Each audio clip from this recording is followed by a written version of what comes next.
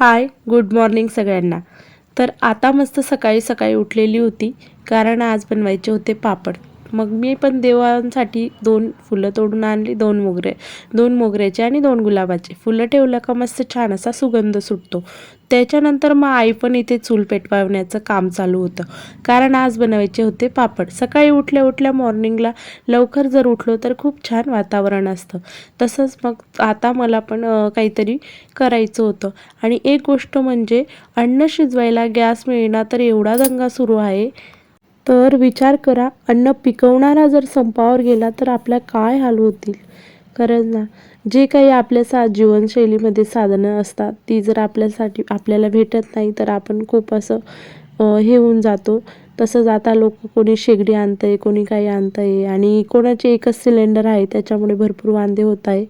आणि गॅस म्हणजेच असं चुल्यावर पण छान असं स्वयंपाक केलेलं आणि चुल्यावर पण स्वयंपाक छान लागतो. बनवला तर मस्त असतं चूल. आमच्या इथे असं जास्त पेटवू देत नाही आम्ही, फक्त मग आणि जागा पण नाही आहे इथं घरात स्वयंपाक करण्यासाठी, कसं मस्त जागा पाहिजे.